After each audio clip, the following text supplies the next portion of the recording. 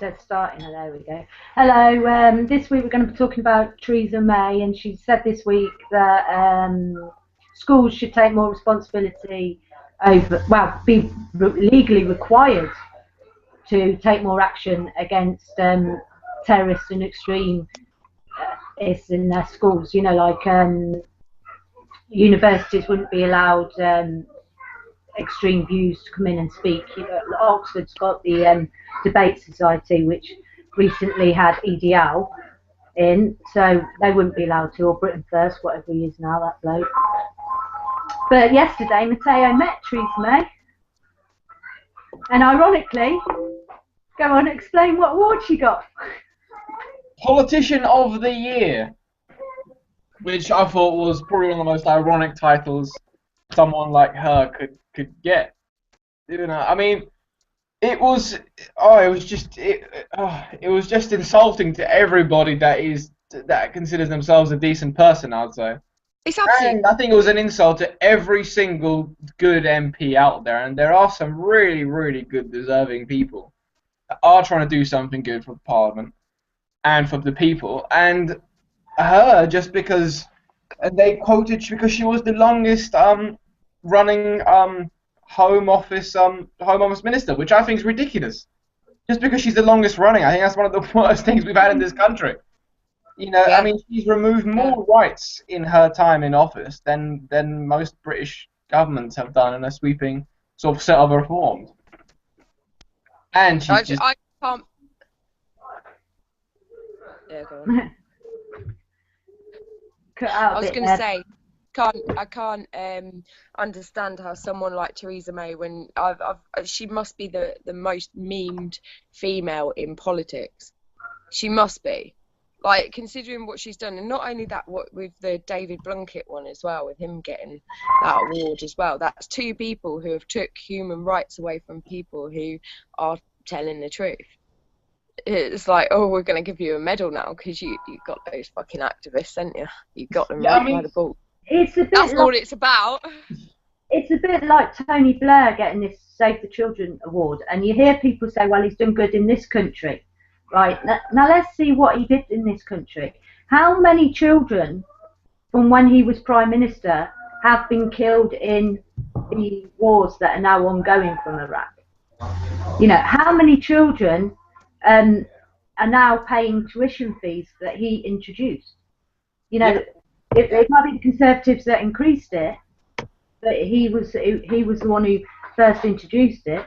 And then, like with tax credits and all that sort of stuff that you've got, he introduced that. He gave corporations the choice not to pay decent wages and to subsidise it by public money when we're already overstretched. We could help the NHS more and do a lot more with the money if we didn't have to foot the bill for low wages through tax credits, which in turn then goes on to children who get tax credits that were living in poverty. So, you know, who did he help in this country? Well, you look at the tax evasion. If we were to claim back all the tax off of all the evaders, we'd be banging. We wouldn't even have any issues. Do you know what I mean? If we just made these companies, and it is small fry, it's small pennies to them. Yeah, I mean, if you think about just before I go back to that award thing, which for me was it was just painful to watch. But I mean, if you think about tax, the amount of money that is owed to the British government by massive corporations, if you consider how much our national debt is, which is a figure that you wouldn't be able to pronounce, they would be able to pay it out in most probably one payment of all the debt that they owe us. And it's not like, oh, we'd put poor old Amazon out of business, or we'd put poor old Starbucks out of business. You know, these people make trillions and trillions of dollars, or pounds rather, in this country. You know, of profit. Water board. You're not putting them out of debt. Waterstones pays tax. Yeah, in this country, but how many billions of profit do they report a year, or millions, or whatever? But they report endless profit, but don't actually contribute to anything. But they hold each and every member of the society and voter to ransom for water. It's a racket. It's racketeering. And they don't pay taxes. They don't even pay their bribes, for fuck's sake. Yeah, I mean, if you look at it, but I mean, it's again, you know, it's all about the way the system is set up to benefit rich corporations. It's set up to benefit these rich individuals, and that's just the way the system is. The reason why these MPs are getting awards, you know, it's not because of the fact that they took away human rights. It's because of the background deals that we don't know about. I'm pretty sure, for example, Theresa May was a lovely person to the corporations that approached her. I'm pretty sure she gave loads of tax breaks and helped them out in many different ways. And they are awarding her for that process. You know, they're not awarding her for what she did for the 99%. They don't care.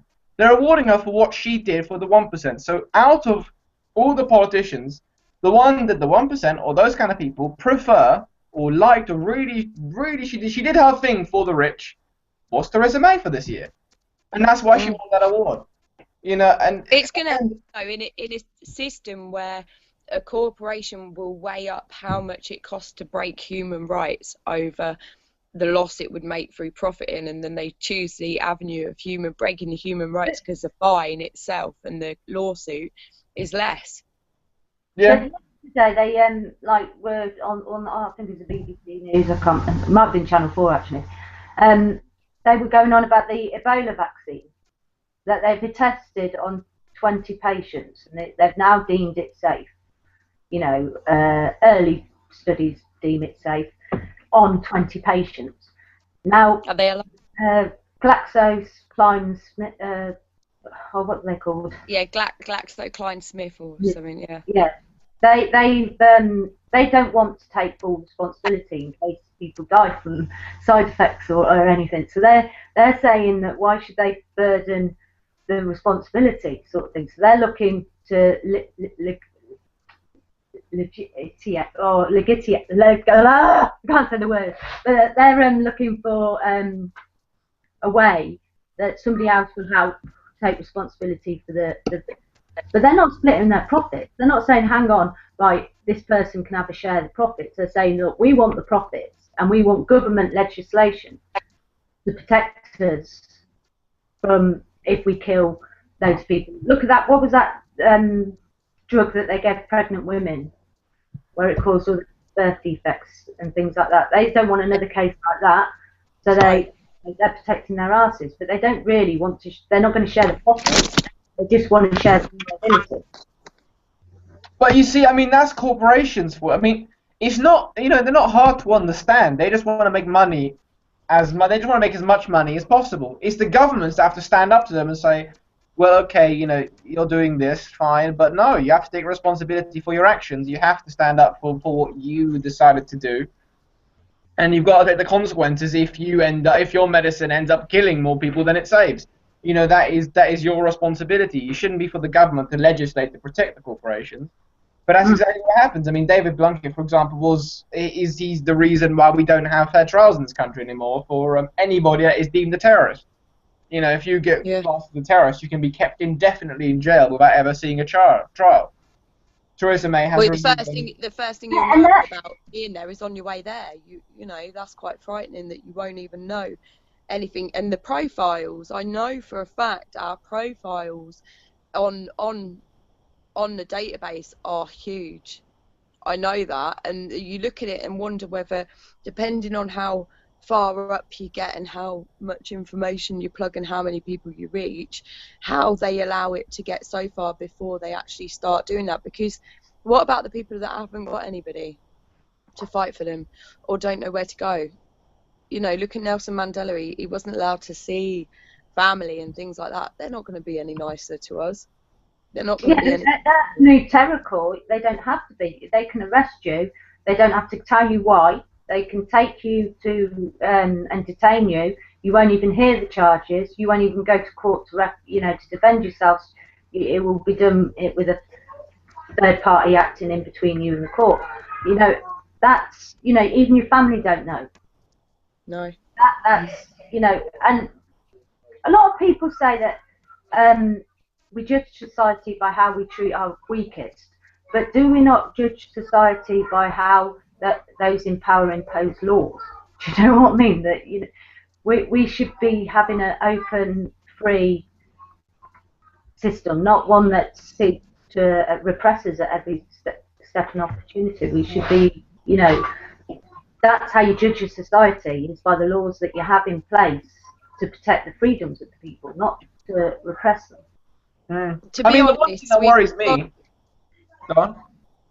No, you go on. No, I was going to say the one thing that worries me is that if you look at the way Theresa May, but you can't just single her out, most of the government ministers, the way they're talking is it just reminds me, it's a spitting image of what Mussolini, of what Hitler, of what Stalin, of what Pinochet, of what Muammar Gaddafi used to say. You know, the idea that you are threatened by an outside force. At the moment, it's Islam. For Hitler, it was Jewish people or communists. For Mussolini, it was communists. For whomever, there always is a scapegoat.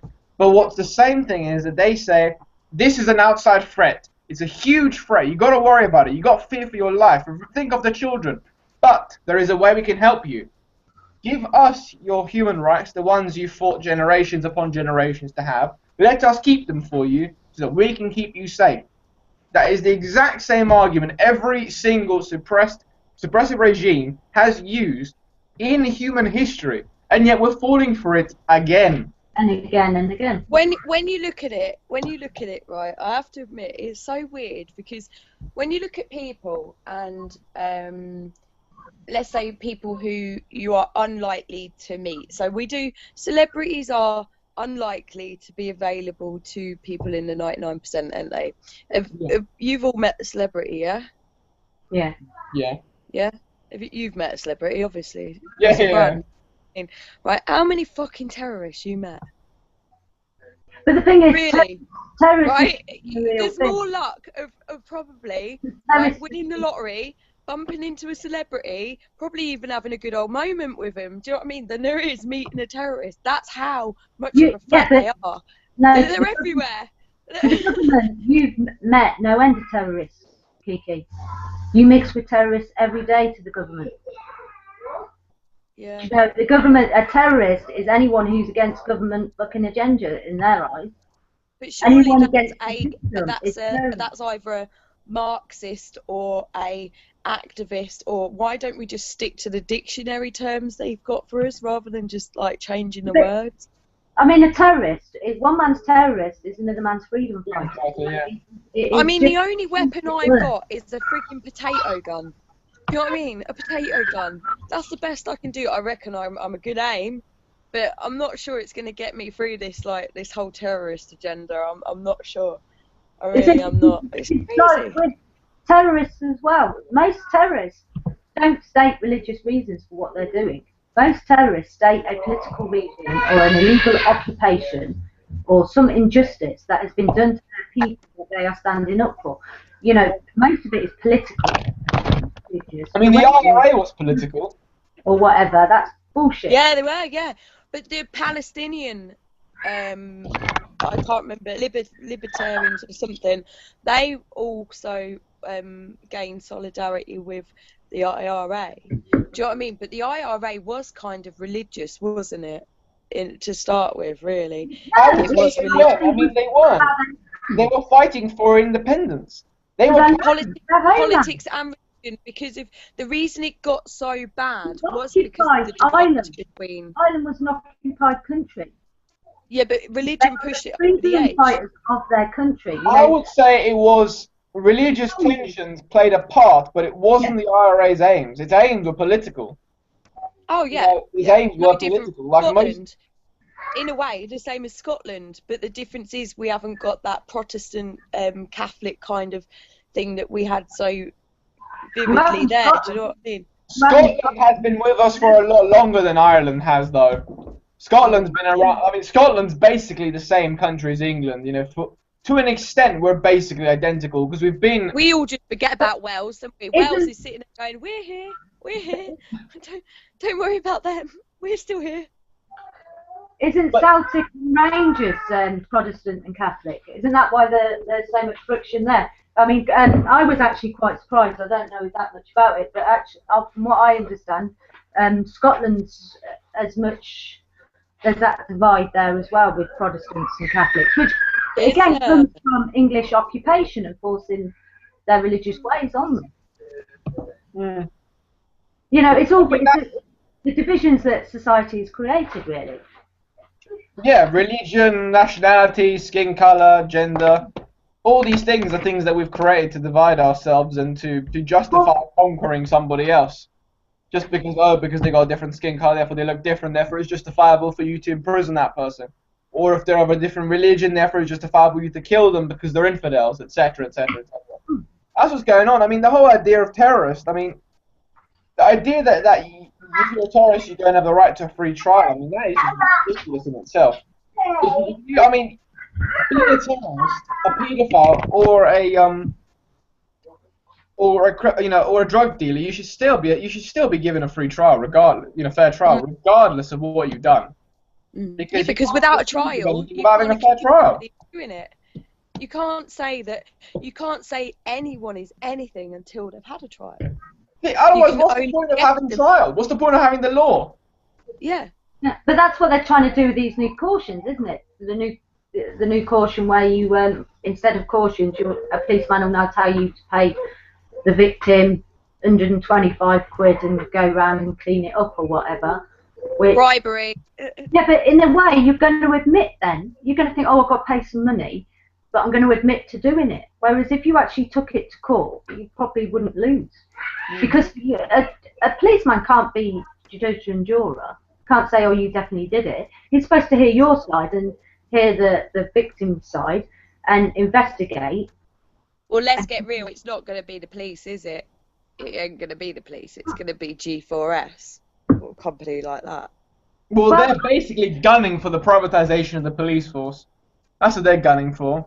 The day the police force is going to be walking around with a G4S badge, calling you a customer instead of a citizen. But it's worse than that. Gone.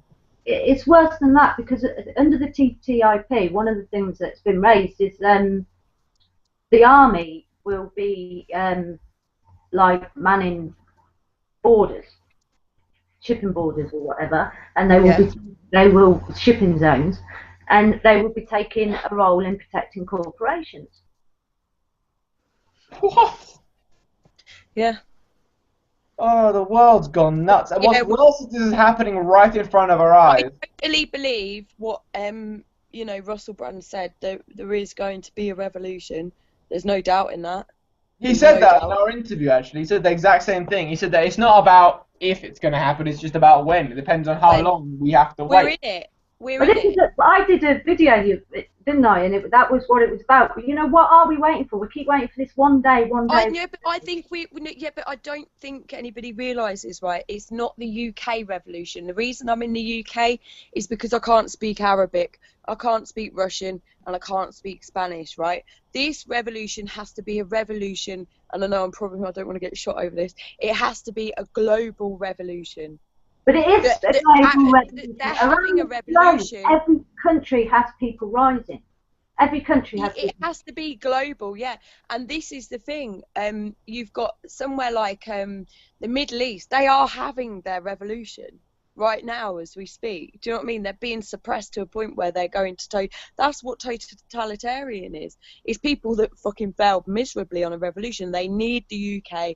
They need the US. They need Canada. They need these countries, these Western countries, to get their act together and join the revolution with them and to help them. Because we've got. The point. We're digressing. Will happen once the West. I don't want to say the West should collapse, but once the West revolts and revolutionizes and changes, the rest of society the rest of the world is just going to fall like a like dominoes. But they're not going to fall, are they? They're not going to fall. America has had 150 consecutive protests in different countries in different cities around the nation over Ferguson. I mean, the Americans are bringing in their army to suppress their own citizens. Yeah. All the facade of having a fair and just society are gone. The fact now you go to somewhere like you go to somewhere like Iceland that's done it. Their population was small. They didn't have the pressure.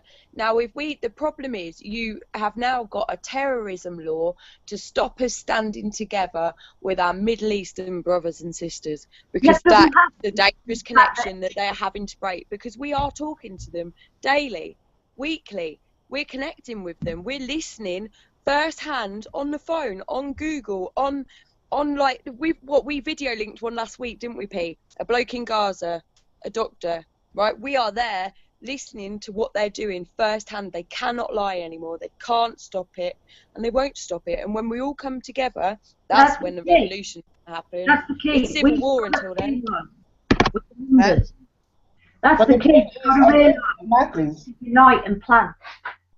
And I think that, you know, going back to the Theresa May thing and these terror laws and that, at what point, how far are we going to let it go down the road? How far are we going to, we're against fracking, how far are we going to let them get with fracking? Because how many new drill sites are opening up across this country? I think we've underestimated the UK completely, because they've bullshitted their way through this by saying, they're like, oh, the UK, they're passive, they're non-aggressive.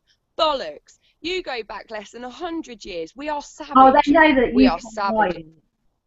I think the world knows it's a riot rather than protest. But, you know, we have to have a mix. Yes, we do need, like, the direct action and the people that are willing to go the extra mile. But we do also need people debating and trying to get in Parliament and try and change the actual political system.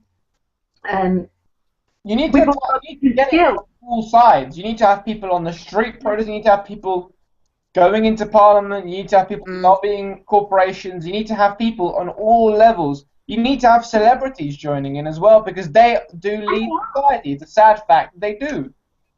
You know, they do lead the system, and if you get one on side, it is a very powerful, powerful thing. Well, you also, I think, what also needs to happen. My personal opinion is, I don't think it matters what happens in Gaza, or what happens in what people could call, you know, the third world, simply because there is no pretense there. You know, if they revolt, they get shot. In the West, they have to have a certain amount of, I wouldn't call it decency, but they have to. They can't just unleash things on us. They have to be quite. They have to keep up some sort of facade. But what about when we push them to the point where that facade would cost them power? Would they keep the facade up? I think, personally, I think that they have kept it up this long. They will keep it up till the very end. And once they unleash it, and once they unleash the British Army onto the streets, because the British Army believe in democracy, it's the soldiers themselves that are going to turn on their masters, so to speak. That's when I think the revolution is going to come from. It's not going to be so much when they realise they're being asked to drag their mum's best friend out into the street, their auntie out into the street, their fucking granddads left homeless, and they're asked to leave the homeless in some kind of camp somewhere, and their life becomes no longer important past the age of 70.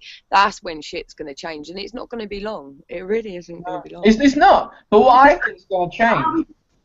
Are we going to allow the NHS to go down? Gonna have to. Nobody's standing up for it. Gonna have Probably. to. I mean, it's you know, if it's even if it's a Labour government, it's still gonna go, I think. Because Ed Miliband will just be tossed around by all the other cronies in the middle. I mean, my fear is there anything? Oh, she's gone. She'll probably pop back in a minute. Yeah. My fear is that I lost my train of thought. Let me just Kiki is how much we'll lose before people do stand up, and that, you know, if they're willing to do this with the NHS, how long before our education system is also like the American education system, and we've got families facing, you know, the choice of saving their child or educating their child, like, you know, you said about America. Yeah, I mean, I think we're going to end up losing a hell of a lot before the mainstream of society starts to stand up. What I think, if I was to sort of think, well, what can I see? What can I see the sort of road through the revolution? Sorry. Yeah, Morgan. It'll probably be it'd probably be along the lines of, losing the NHS, people are going to start to wake up more because they don't have free healthcare anymore. Losing education, that's something else people are going to start protesting more about, especially if parents can't afford to send their kids. Yeah, but was off a long time ago. When you went off, we then talked about high school as well, and that kind of thing will become private. And then eventually they're going to kick people out of London, so London's going to become a rich ghetto.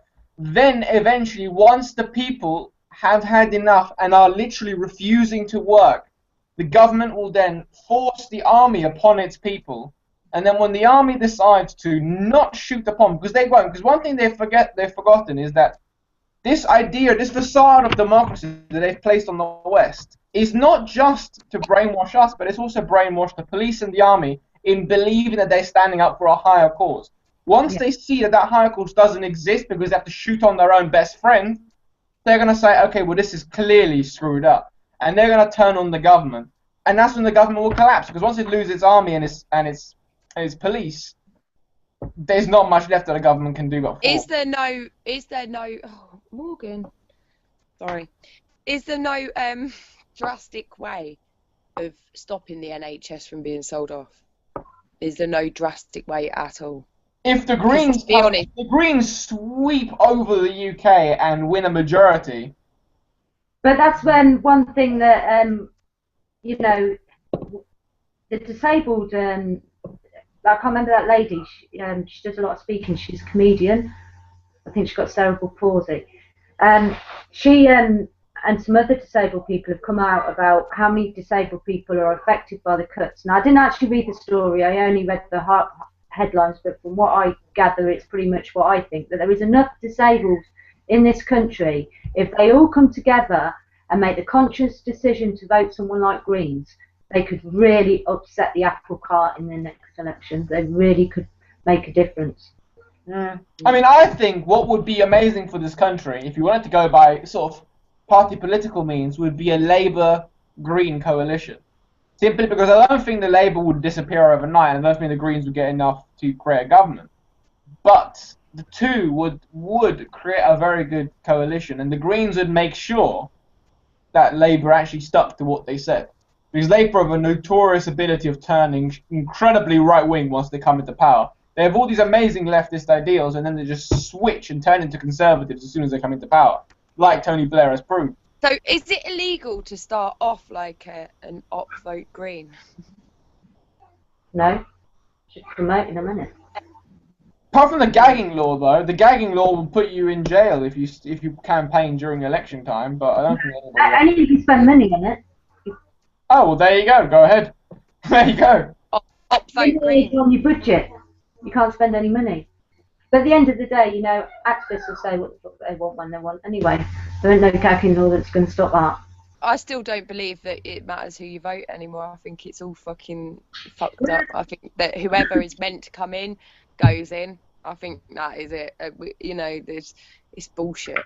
I don't think they need to rig. I mean, I don't think they need to rig it. I mean, first past the post is unfair in itself. I mean, most MPs come into power with only 12% of the vote because 20% of the vote. Because, for example, I mean, if us three voted, for instance, and we all voted I voted for Green, you voted for Left Unity, and UP voted for Labour, and then two other people voted for the Conservatives, although the majority would prefer a leftist politician, because we're divided over three parties, the Conservative guy will come in by 2 votes, despite the fact that us three did not want a right wing in power, simply because our vote is split, and that's always been the problem of sort of the left and Labour and so forth, because there's hundreds of leftist parties, and there are 2 right wing parties, UKIP and Conservatives, so they all know who to vote for. It's just all a mass over there. And we've sort of got Left Unity, Greens, the Pirate Party UK, Left, what's it called, Labour, and then we've got all the fringe communist parties that still partially exist. Yeah. So, I mean, either way, because the activist and leftist vote is so broken into so many different parties, it ends up meaning nothing. Shit. That's individualism for you. God, I love it. But you have to look at like the thing about them having to do it in schools. Like teachers I mean, the actual wording was being legally required to take action against extremism. We've already, animal rights activists have been classed as extremists for a long time. So how would that stand for the likes of me and Kiki, sending our kids to school? Would we end up with social services involved? How is this going to affect people being able to say, like anti-frackers being able to go and give a talk in schools if they wanted to? What kind of effects do you think it's going to actually have on the education? And I can't remember the actual figure, but Kiki might know. Education got a big cut, didn't it, in their budget? Which one?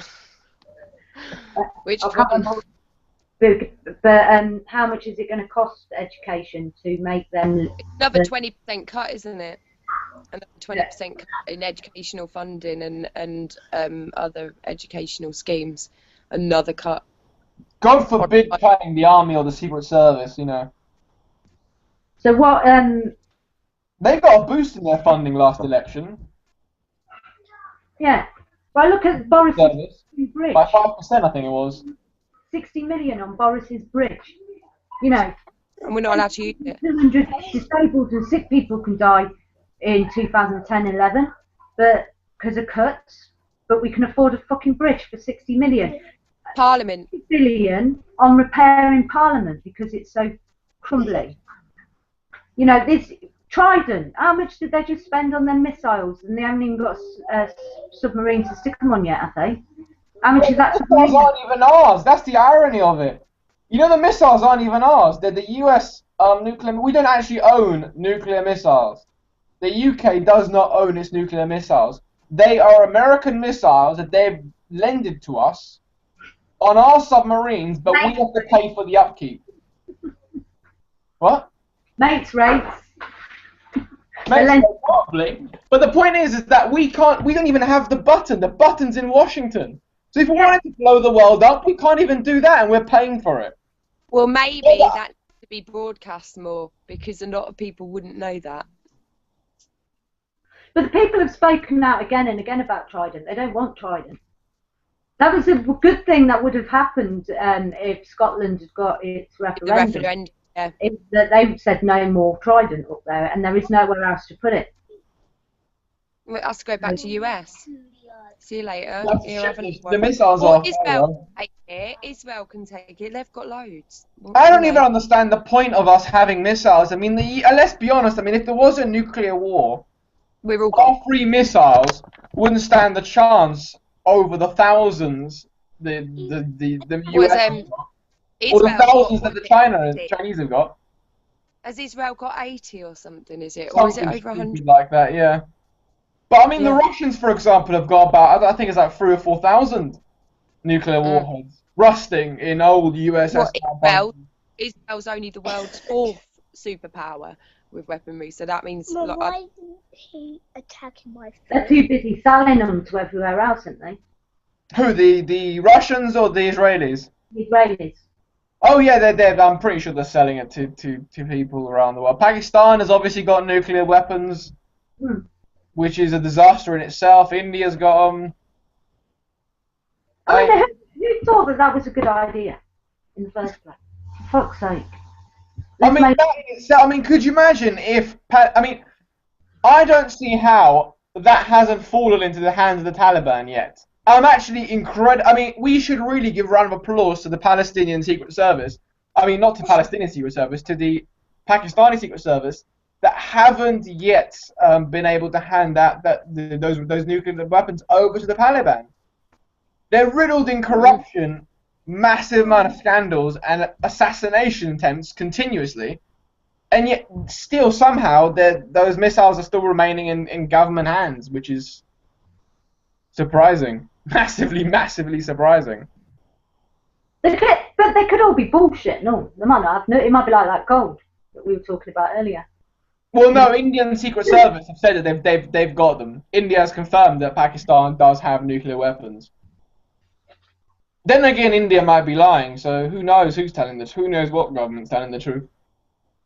It might just all been smoke machines somewhere. I just don't see why somebody would invent something like that in the first place. What? Yeah. Or the nuclear bomb. Yeah, it's like, what the hell are you thinking? It's so that they can send people like North Korea, sorry, to demented craziness, I think. Oh, that must do his head in. It's like, should I not? Got loopy people like that, in there. Would you do that? Button, you're dead, aren't you? Cause it's like, here, you can only choose one of 8 haircuts. You are trusting a person who does shit like that with a nuclear bomb. Really? It's like, no. I mean, there are 2 or 3 that have to press the button at the same time. So I guess, a couple, I mean, imagine Bush was next to the button. If there isn't a scare, if that doesn't scare you, I don't know what will. George W. Bush was next to a button that could blow the world in half with all the nuclear warheads. He shouldn't have been in a fucking playground. he's I don't want to insult children to say he was like a child, because that would be a massive insult to children everywhere, because he's not. I don't know what was stupid. He's just stupid. He had to have an earpiece in the end, didn't he, where people just told him. Yeah, but that's what happens when you mass breed, like, in family. You know what I mean? You know when you got these little villages where people don't go visit there because they're inbreds, yeah? Well, that is what the Bush family's like, isn't it? It's just like a long line of inbreeding. Same as the fucking royal family. They're all inbreds, man. And then we're all wondering why they're thick as shit. It's like, no, I think that's like definitely what goes around.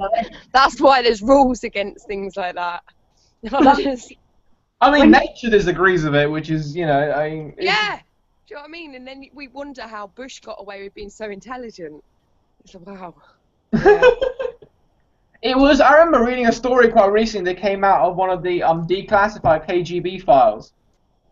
That apparently there was on the Russian radar, because they all got radars making sure that there are no nuclear warheads or rocket or missiles coming towards their country. At one point, one of the bunkers had noticed missiles coming towards them, and they'd got the briefcase out, they'd got the button ready to do a counter-nuclear strike against the USA, because they thought they were being under threat.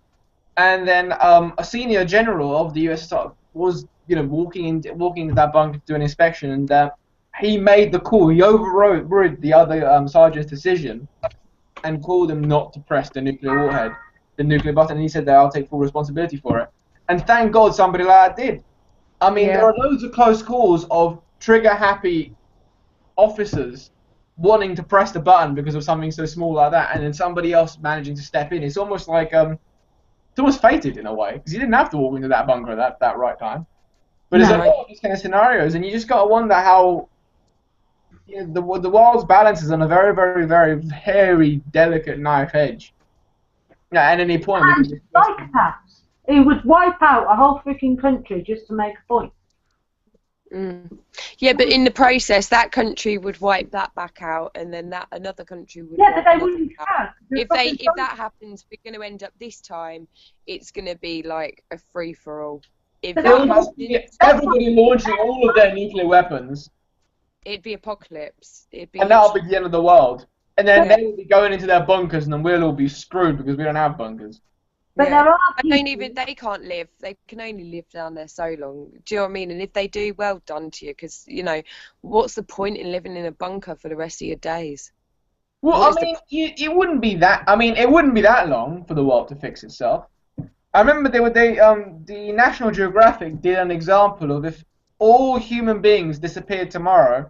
I think all of our every single sign of human life would disappear, and I think it was about 1,000 years. Everything would just disappear, and the world would effectively show like we didn't exist. The only buildings that would still exist are Mount Rushmore and the pyramids, because of the stone that they've used, which that's crazy. Is very against erosion. So those are the only two things. The only two things that would still exist as signs of civilization. Everything else would just disappear if we stop. If we just disappeared off the face of the planet now, it'll be like we'd never even existed. If we wiped ourselves out, everything that did survive would thrive. Yeah. The world will go back to being a natural haven. It'll be like before humans evolved into industrial beasts. You know, we would be the world would be the world can fix itself very, very quickly if we stop pumping crap into the atmosphere. It'll be surprising it can fix itself. We're trying to save ourselves and civilization rather than just Earth, because Earth probably do quite well without us. Well, Yeah. I mean, Earth will do absolutely fine without us. Well, you think with it, I still haven't thought of one good, honest reason. Every animal on this planet seems to offer some form of goodness to the planet, and it goes like the butterfly effect. It goes like a cause and effect all the way. Do you know what I mean? Bees, wasps, everything, right? Humans, I still haven't found a way. That's why I'm absolutely certain it's got to be conscious connected. It's got to be. And we still aren't at a point where we realise what value we are, and I don't think we're ever going to if something don't change. But I do believe it's to do with brainwaves, energy, and consciousness. I think that's what we have to offer. But we have knowledge to offer as well. You know, we spread knowledge. But now we can't tread lightly on this planet, and we're nothing but a parasite. There is absolutely no offer that we have at the minute as we stand. We're more of a parasite. It's been taken away from us. We couldn't, you know, I'd go and live in a field and build a house tomorrow and make it as self-reliant as I possibly could. But I'm in a system that wouldn't allow me to do that unless I have the money to buy the land.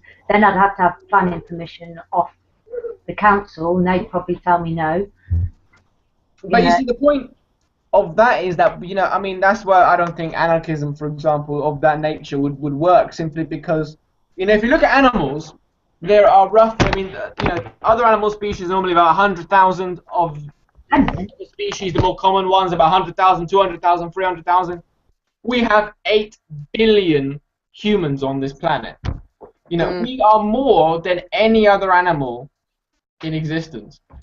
And that in itself, I think that's the reason why we wouldn't be able to live in a society where everybody would just be a free-for-all, building whatever they want, wherever they want. Because it's natural. Anyway. I think it's natural. There should be natural laws, natural ones that make it so that, you know, that it's what protects the planet. And, you know, well, to be honest, all we need is just stop being fucking wicked. If you look at wicked every way possible, just stop. The likes of Venus Project and things like that, they have actually thought of more communities and things like that. I mean, we still build houses like we did years ago. You know, you have like flat pack houses now that are really good. You've got wooden houses, you've got eco houses, you've got tiny houses, you've got no end of houses. But if my town decides it's making houses in an area, so 2,000 houses, they're all going to look like every other new build house in the state across Britain. But that's for mortgage value, isn't it? That's so it's always still valuable for the bankers. But that is something else. That is exactly what you just said, Kiki. That's the point. Is that a house is not a home? It's an investment. That is wrong. A house should be a home. It was only like the 70s and 80s that when you built a new area, you sold off plots of land and people built their own house on the plot of land as they wanted. I lived in a road that was like that, and it was really quite nice because every house in the street was different. You know, they had the first house that had a bungalow that had an underground floor. You know, that had been built that easily after Zoom, and they had big town story houses and they had little houses, but it was all individual, and it was all nice. But can you imagine taking a debt loan, which obviously the bankers rely on, out on your little shack in the middle of the woods, and then they go, right, we're going to come and take your home, right? They're going to be like, oh, what the fuck? It's like, what, we lent this bloke 10 grand? We can't even gain it back off his property. It's like it has to be, that house has to be worth your value. Your value. It always has to be, and it has to be worth, and then it is all for debt. It's all for debt. That's all it is. And then you've got, obviously, your labour is not being paid into at all, really, is it? What we must have like a piss streak of labour left now, and the rest of it goes into capital. Half that comes from investing in property. Yeah. You know, I mean, the point is that we need to tear down the economic system. Housing should definitely be profitable. Huh? housing shouldn't be profitable. It's basic human right is to have a home. Yeah. Well, I think profit's an outdated idea. It's like steam. It's like what's it called? Coal-powered machines. It should have been gone by now. I think the point of it is if you look at again. I think we talked about it this last week. The idea of SpaceX and companies that are trying to go into space is that we've reached a level where we should be able to progress instead of just having 10 issues of the iPhone. Be able to progress technologically to the point where we have just green energy, to the point where we have a society which can look to the stars in a united human front. We can't have money anymore because it's just money's worked for a time. Yes, it was nice. It became convenient. Instead of lugging around a pig to pay your lawyer, you now can use money. But that's an outdated concept. We have the internet that connects everybody and anybody that has an internet connection. We've now got so many different things, so many different ways that we can automate most of the jobs people don't want to do anymore. So there isn't that problem of in a moneyless society, who's going to do the worst jobs in society? Most of them are becoming computerized now. We're in a place where human beings can be just the creative edge, and the government can be the administrative side that administers and controls what human beings, who are supposed to be the heads of whatever this is, want society to look like. But money has no problem anymore. The jobs that would be automated, I think there would be it would be amazing if the jobs that could be automated, like look at shopping. We don't actually really need shopping the way it is, yet they're still producing more shopping supermarkets everywhere. One popped up the other day on the roundabout, I swear. It weren't there the other day, and now there's suddenly a Waitrose, a Zionist one as well. Do you know what I mean? Just popped up bang in the middle of Peterborough. I was like, what the fuck? We don't need them anymore.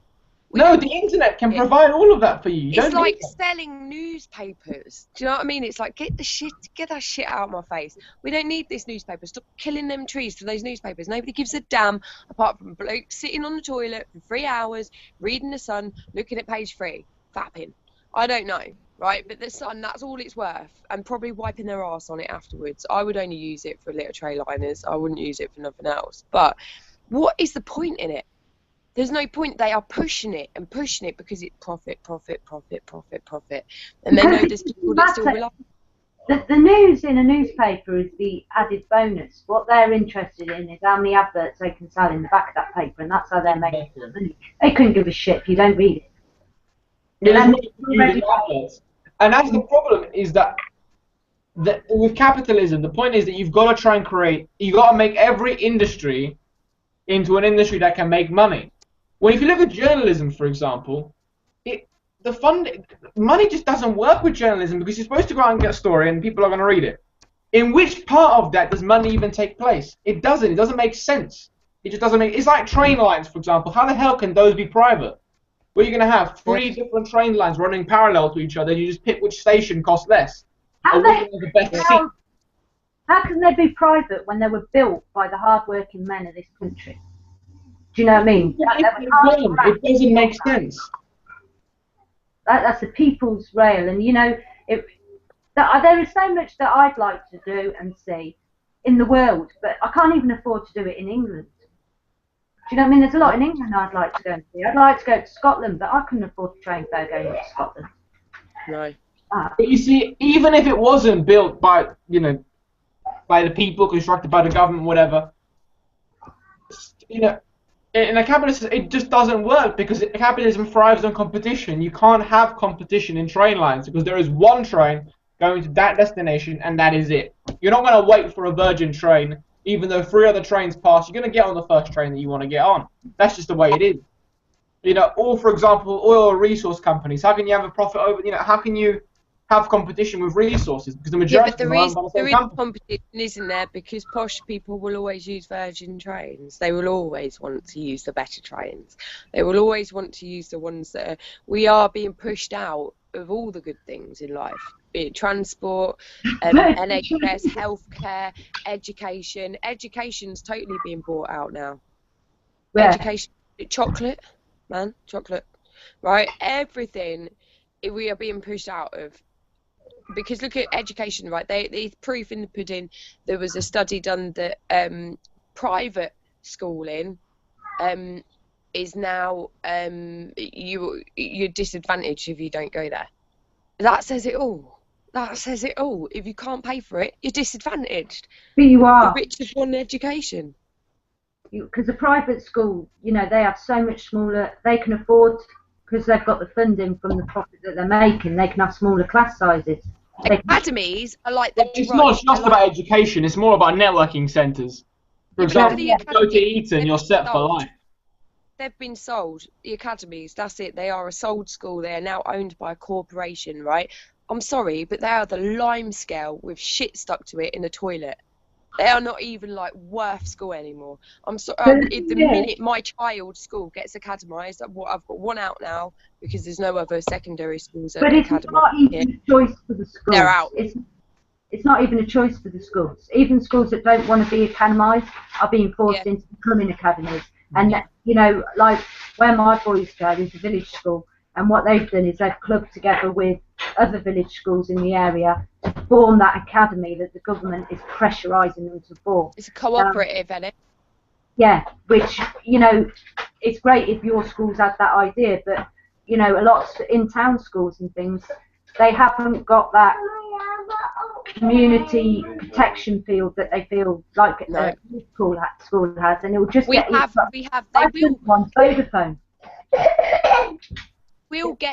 will get those little schools eventually. They'll close schools down to a point, even in the little communities where the people will have to travel further to the nearest town or city. That's eventually what's going to happen, even with primary schools.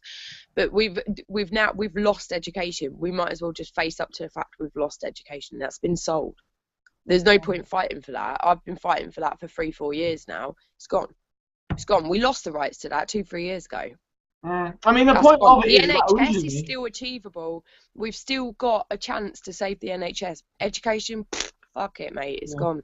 Unless those corporations go down and the bankers go to prison, we ain't getting our schools back. I mean, the thing about education, the reason why they gave education to the poor originally, to the 99% originally, the rich people, because they did give it to them. Because, you know, it was something that during the growth of the empire, they sort of realized that a lot of you know, the soldiers, the poor people couldn't actually work out guns, couldn't do simple mathematics to deal with you know, the artillery that was growing. So they needed the people educated, not because they wanted to educate them out of a pure social good, it's because they needed a more educated workforce. That's it. Now, we don't need to be educated anymore. You know, the 99% don't need to have that education. You don't need schooling. You just need to be able to hit 18 so you can lift stuff and work. If you go back to when education first came in, and you know, people did campaign to get schools and things like that, though it was brought in as an option for those that wanted to use it, if your family had a business, you didn't have to attend school because your father or family would have you in the business and you would learn your trade and you would know your business and you'd go on well. You don't have that option now. No, because no family's got their business left anymore. No, if you have a set of skills that you know you are going to work in, and you have someone to teach you, I cannot see the wrong in being brought up in that, you know, being educated. Yeah, but I can't. Because they're not indoctrinating them properly. You wouldn't indoctrinate them properly enough.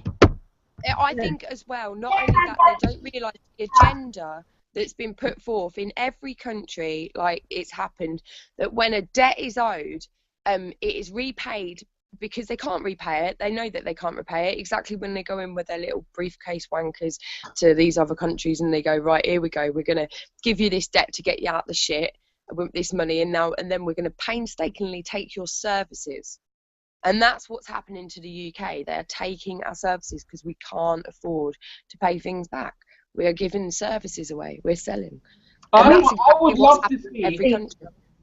love to see a party come into power and say the UK is now on zero debt. We do not accept the debt that has been put on us because that was not made by us. Yeah. It's like if your mother was in debt, for example, or your father, you wouldn't be respected. You wouldn't be asked to pay for it. You in North Korea, that's exactly what they thought. If you buy a house, your children inherit that mortgage. You know, so they are bringing it in where debt is inheritable. You know, that so you are going to be burdened with a debt on your birth.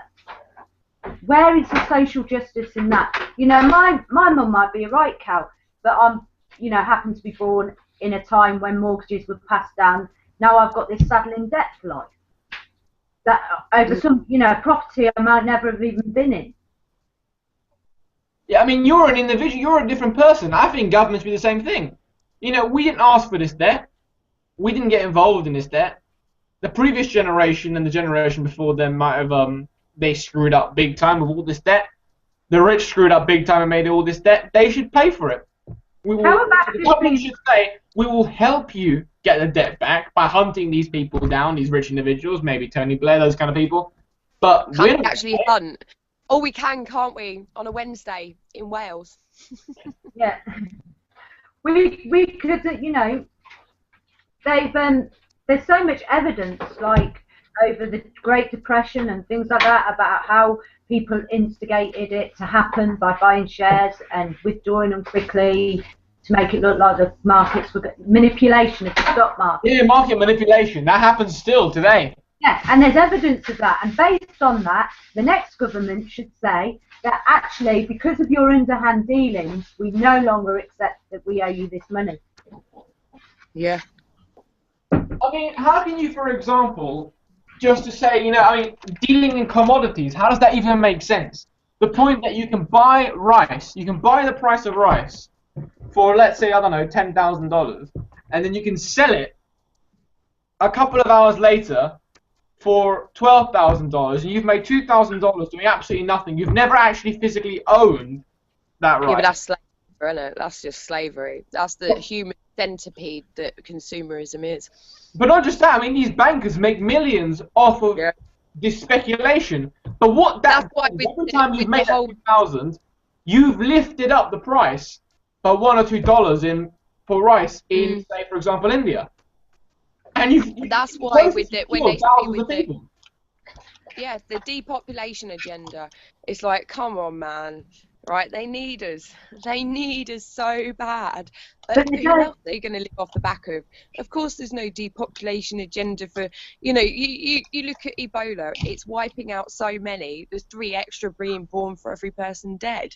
There's no agenda like that. They want people to live, but they want them to live at the smallest amount of human rights they possibly can, so they can still produce this shit. I think their population won't be, it will be birth, not death. They'll make us infertile. We are getting more and more infertile as time goes by. Oh, I believe that. I believe that. I believe the and it will become profitable. Only the people who can afford to pay for IVF will have babies. You know. I would say there's a very clear list of GMOs that politicians and the higher echelons wouldn't touch with a barge. I would definitely say that. I think that that's the way that they will end up controlling. I mean, things like polycystic ovaries and things like that with women now affects 1 in 5 women in this country. Miscarriages have gone up something like 20%. But people with polycystic ovaries will be very likely to have miscarriages and find it hard to conceive. And, you know, what better way? What does everybody want? What would everybody save and fight tooth and nail to get? You know, people that go to war zones and adopt children, you know, these people are very desperate and they go to extreme measures to have children. If you can't have a baby without paying for it, that will be a booming business. And not only that, you stop the likes of those that would be out protesting because they're hard hit by life and probably haven't got much funds, and that they won't be able to have children. No. They wouldn't be able to, you know, tell people about what they know, and their line would die out. Yeah. That would be a very natural needed. That would be a very natural depopulation, because you would rend each poor would become the next poor, and then you'd eventually just go back to the 1% anyway, wouldn't you? Because no fucker could have a baby. They'd eke everybody out to a certain degree, you know. But that film, Children of Men, I do believe it is very, very mixed with a bit of 1984, Minority Report, and a bit of Judge Dredd. That's the future, man. That's what we're looking at if we don't do something. It really is. That's some scary stuff. extremists. But I actually think that the people, the Those massive little 99%, are decent, you know, spiritual thinking people that, you know, believe in a better way where that benefits humanity, not themselves, but, you know, as a whole, a collective. You know, Yeah, that but do you think they things that- scaremonger people into thinking, like, with the Green Party, they're like, oh, we don't want to live in mud huts and all this. Do you think they try and scaremonger people into not? The Green Party with high taxes and petrol prices. That's what. There's a reason why I think we have that issue of, you know, why Green Party, for example, have never got any publicity. Oh, you're green. Oh, you eco-friendly tree hugger. Go live in the woods and build a hole where you do. But that kind of really negative sort of ideal that all green policies are just up in the air. It doesn't make any sense. You know, they're not thinking properly. They're not developing. Their education policy is pretty hot on. It really is. I watched a video with them. I like a lot of green policies. Mm. I like a lot. A lot of them make a lot of sense. Nationalise the. We do need a rise in renationalise the water, renationalise the rail companies. You know, and we do need all to. straight away, but we do need to put up the profit on oil and stuff and petrol. But We this do. is what, you know, they have clear set agenda on how they will raise the money, but they've done it in such a way that they won't use. I don't think they're going to use oil because that is the fear that everybody has over the Green Party, that if they get in, petrol prices are going to rocket. So, you know, they don't want to lose. No, but not for the Green Party, isn't, because they ain't going to get no votes. You know. I know, but it will need to. People just need to be really realistic. Rather than put up the prices and make it so that we can't afford to go and visit grandma, we can't afford to take our but then that's where train fare needs to be building infrastructure that replaces it. You know, that's but then train fare and public transport needs to be renationalised. That's their plan, is to renationalise the rail companies. So, so what you do is you don't do what they fear and up petrol prices, because that would hurt us. We do want them to stop using fossil fuel, but I want to be able to get my kids to school. I want to be able to go shopping. I want to be able to travel to protests and things like that. What you should also do is promote electric cars. Yeah, that's what you mean. You bring in an infrastructure, because I noticed in London you can plug in your cars, can't you? Yeah. You ain't got nothing like that around here. You had an electric car, you'd have to drive to London to fucking charge it on the road. I tell you that now, you'd have run out before you got there. Yeah, we ain't got that here. Oh no, we have. But that's the point. They should make it a law that every petrol station has to have an electric plug. Yeah. Like you have, like you know when the red petrol was still around, the leaded petrol, and they made a law saying that every petrol station had to have unleaded, which is a cleaner burner one, right? They made a law so that every petrol station had to have unleaded. So it went around the country very quickly. They need to now do the exact same thing with electricity, because the problem with electric cars is, yeah, they work great, but what the hell are you going to charge them if you don't live in the capital? Yeah, it's not like you made one. Where are you going to charge them? So you need to have that kind of law first, and this is the natural progression, because it's a silent car that can run for longer, and it makes you feel better because you're not polluting the atmosphere while you're driving around.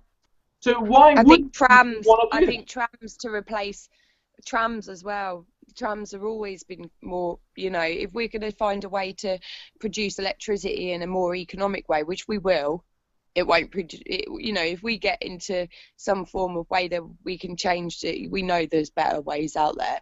And trams, if ran off an ecologically sound electricity supply, you know, well, I don't even say electricity, because can electricity be eco? Do you know what I mean? It's some form of, we know that we could do it and run it, that kind of thing. And this is the thing, is making it available to everybody and doing it. But now they're holding us back, man. They're holding us back. But that's again that issue of money, is that money is holding society back. Because if you look at, for example, plastic, burn the money. No, if you look at plastic, for instance, they found a way of turning CO2 into plastic.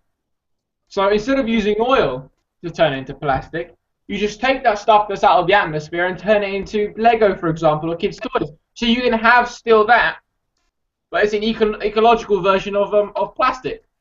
Yeah. There are loads and loads of science. Scientists are doing amazing things with so little funding. Now, could you imagine if governments actually gave the money to the right places to create a better world? We'd have a booming green economy with no fossil fuels being used in a matter of a lifetime if we put the money in the right place, or we remove money and gave people the resources they need to progress. Because we need to invest in scientists. They are the future. They know what they're the ones that have the tools to explore what's out there. Because of the current system, the only things that are being invested in is things that can be patented and controlled. If there isn't no profit in it, it's just being pushed straight to the sideways. I think I mentioned it last week. The Canadian company who has a drug that's an old drug that they use to treat cancer, but they can't get investment because it can't be patented to profit from. If anyone who pays to put it through trial, as soon as it goes on the shelf, all the other companies are going to start making it. But you see, that's the point of what I have, is that that company is not evil for not producing that drug. They're not necessarily evil or good. They're just doing what society's telling them to do. Because why would they because they would end up going bankrupt if they produced that product. Yeah, because if money wasn't an issue, they would do it. They're all sit and wait for somebody else to invest in it, because then they'll nick it, because they don't want somebody to nick it off them. And that's the thing, because there's no honour amongst thieves. Oh God, no. I say it all the time. We're all guilty of it. Look, I'll take it to a simplistic form, like social media. We see a good picture or a good video that somebody's done, and rather than share it from the person that's put the effort in and do it, we copy it and paste it as our own, taking away the credit from the person who does it. Because say like that person doesn't know that you've done that, and then you go and get 2,000 people like your picture. The person who's actually put the effort in to do it has no validation, because no one ever liked their original work, so maybe would never do it again, because we've already taken the credit from them. Because we have no respect for other people's. Pardon? You're stealing from the artist, so the artist won't produce it. It might be anything. It might be a protest report. It might be a status or something like that. And you just copy it or whatever. Yeah, or whatever. But in doing that, to a certain extent, it's damaging in the fact that the person who originally created it doesn't know how many people have liked it and how many people have been interested and interacted with it, because we've taken it from them and split it out between ourselves. And that might stop them from ever doing anything again, because they might try it a few times and think, oh, it's not getting anywhere. I just think that, across the board in society, we tend to like to take credit away from people and find it acceptable to do it. A lot of it, I think, is because she's gone again. But a lot of it, I think, is partly because we're told to do that in schools. In schools, you're told, it's all about what you can achieve, what you can do. You need to make it on your own in any means possible. We see most celebrities, for example, became famous by nicking somebody else's work or doing something stupid to somebody else. It is rarely out of pure talent. Most of the time, they nick it off somebody else. Look at ghostwriters. Most authors don't even write their books anymore. They get other people to do it and then take the credit. It's so inbuilt in our society that we're taught it. We're taught to do it. We're taught it's okay. We're taught that it's all about me. It's all about what I need to do. And that is, the Thatcherite idea of there is no such thing as society. There are just individuals. I think that is absolute bollocks, because I can't be where I am without the people around me. Just because you're using money to create a transaction doesn't mean that you're independent or somehow you've managed to do it all on your own. No, the food that you bought was made by somebody else, grown by somebody else. You are a society. Society exists. You as an individual will not be able to survive on your own in the current way of doing it. You might be able to survive in a very, very, very horrible condition, but you would never be able to survive on your own in the society in the way you'd like to on your own. Society, an individual doesn't exist, but we're taught that it does, and we're taught that we should steal and cheat and do whatever we can to get to the top and to take as much money from the next man as possible. Yeah. Welcome back, Kiki. Yeah, do you know what? That charger's not working. It stopped working already. I've dropped Where did you get 50% it? in the car phone warehouse, but I'm literally having real severe, like, charger issues. Yes, real severe charger issues. I don't know what it is, but I think that chargers are allergic to me. Why? I honestly do believe they are. Why? Because they keep breaking. It's consumerism. It's consumerism. It's money. Money needs to go. Yeah, it does. They need to stop making products that don't actually work. I know. iPhone 16 soon. If money went, right? If iPhone 16. Oh, don't. If money went, your charger would work and it would last a lifetime because they wouldn't have planned obsolescence. Yeah. You know. Your laptop would be, you'd buy one laptop at the age of 16 and that'll be your laptop to the day you die, for example. With upgrades. I think that if you didn't have money, maybe your need to own things would be a lot less. And maybe you'd just go and borrow things a lot more. Like have a library for things. Like, rather than have loads of gardening equipment around your house, you maybe just went to a shop and borrowed one for a few hours and then took it back to the next person and go and get it. Oh, like a garden centre, but instead of buying things, you just walk in for, I need a shovel and a bucket. Yeah, and then you pop it back when you finish with it, because you wouldn't need all the shit around your house then. Well, yeah, because you wouldn't need to buy, you wouldn't feel like you need to own all this stuff. No. I mean, some things you would, because... So the need to own everything would be gone. Yeah. Everything would be there. I mean, the point is, I mean, everything would be owned by, I mean, the whole, it's an idea as well that needs to change. It's the way we perceive things that needs to change. Because we at the moment perceive things as like, you know, nothing's owned by us. Everything else is owned by everybody else, and we have to start we have to start hoarding our own stuff. We have to start hoarding our own houses, our own sofas, our own whatever it is that we want. But if money doesn't exist and we start to perceive everything as everything that is built by a human being is owned by every other human being, and this idea that we are a collective, united body, united society as such. I'd go round to your house and you'd have a nice wooden carved sofa that some craftsman had spent. These things would be art because people dedicate time to it, and I'd be like, oh, I like that. It's everyone's. So I'll borrow that for a few weeks. I'd say, hey, you know my idea. Don't own it. Share. But I think that life would be more beautiful because people would concentrate on their passions. Inventions would be better, and a sofa wouldn't be a mass-produced piece of shit. It would be yeah, it will be a dedicated a craft. I mean, I've been to a few like places where people still make things. It's very expensive. You can't afford it nowadays, but that's because they put hours in. I mean, that's the point. In the end, I mean, all the specialist stuff has now become expensive and for specific people, and now all of the they've made an underclass of sofas and clothes and chairs and computers for everybody else, which constantly breaks and needs replacing. So you're always chasing the dream. Just realistically, instead of spending, I don't know, £300 or £500 for a sofa, you end up spending 20 quid for a sofa every couple of months, just to say something, just to simplify it. Well, my friend went and got a sofa from DFS, and it was, in the sale for about 1,000 or 2,000, I can't remember. The sofa fell apart before she finished paying for it. And I know a few people like that with DFS. So you get like these 3-year credit on something, and you're still paying for it when it's fell apart. It's like, why? And that's the waste, because that has to be chucked in the skip. The amount of rubbish that we could avoid by having stuff that is actually made to last would be enormous.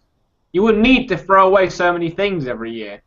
The planet would be saved just by that. I mean, a lot of it is to do with consumerist culture because shops got, you know, huge conglomerate shopping sites and whatnot wouldn't be able to operate otherwise without if people didn't shop regularly and they didn't invent holidays like, for example, Christmas, Easter, and those kind of places where people go out and buy loads of useless stuff they're never going to use for the rest of the year.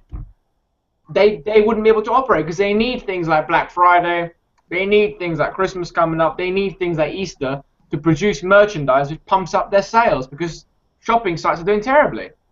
If you think about it, you know, clothing shops and all that kind of stuff are doing terribly. The best thing you can do this Christmas is support a local business. Yeah, I think so. Or the ones online, even the people online, they're just the boutiques and all that.